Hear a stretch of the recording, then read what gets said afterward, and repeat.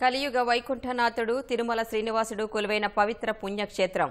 దేశ విదేశాల నుంచి లక్షలాదిగా భక్తులు తరలివచ్చే ఆధ్యాత్మిక కేంద్రం తిరుపతి నగరం. ఆ తిరునగరి ఈ 5 ఏళ్లలో సాధించిన ప్రగతి అసామాన్యం. అంతర్జాతీయ స్థాయి ప్రమాణాలతో ప్రతి రంగంలో అంచెలంచెల పురోభివృద్ధి సాధించి దేశంలో ఉత్తమ నగరాల జాబితాలో అగ్రస్థానానికి పోటీ పడుతోంది. పోటీ దేనిలోనైనా సరే తొలి 10 స్థానాల్లో తిరుపతి ఉండాల్సిందే.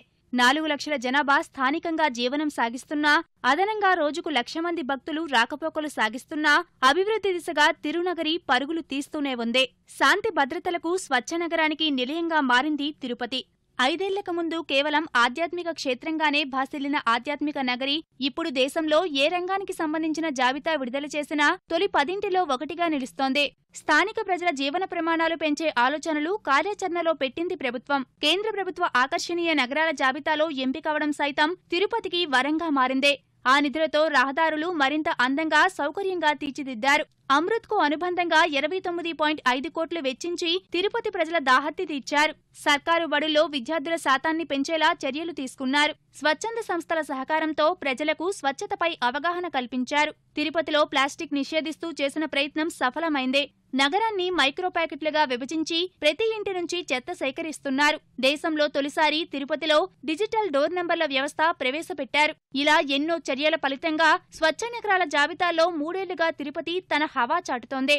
ఒక తాజ్మహల్ ఎలా చూస్తామో శ్రీ వెంకటేశ్వర స్వామిని కూడా అలా చూస్తాము. ప్రపంచం నలుమూల నుంచి వెంకటేశ్వర స్వామిని దర్శించడానికి వస్తున్నారు. సో అటువంటి నగరాన్ని అత్యద్భుతంగా తీర్చిదిద్దడంలో అందరూ సఫలీకృతులు అయ్యారు అనడంలో సందేహమైతే లేదు.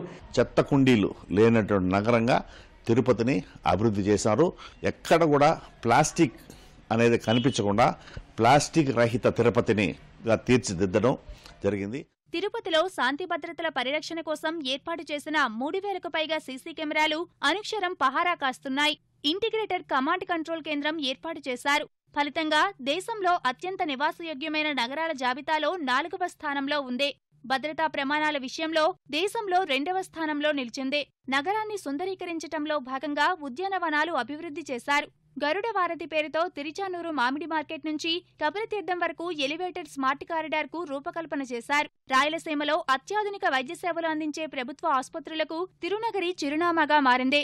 జాతీయ వైద్య ప్రమాణాల సంస్థ NABH నిర్దేశించిన స్థాయికి వైద్యశాలలు తీర్చిదిద్దుతోంది ప్రభుత్వం.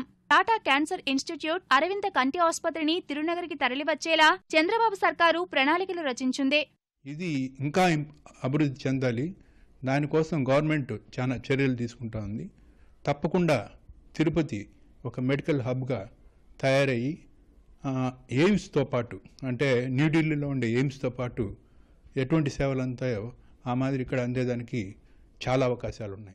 బాలాజీ వికలాంగుల శస్త్రచికిత్స పరిశోధన పునరావాస కేంద్రం BIRD ప్రపంచ స్థాయి ప్రమాణాలకు నెలవుగా మారింది. రుయా ఆసుపత్రిలో 10 కోట్ల రూపాయల నిధులతో అత్యాధునిక MRI స్కానింగ్ కేంద్రం ఏర్పాటు చేశారు. స్విమ్స్ వర్సిటీకి అనుబంధంగా శ్రీ పద్మావతి మహిళా వైద్య కళాశాల నెలకొల్పారు. కళాశాలకు అనుబంధంగా 650 పడకలతో శ్రీ పద్మావతి మహిళా వైద్య కళాశాల ఆసుపత్రి ద్వారా సేవలు అందిస్తున్నారు.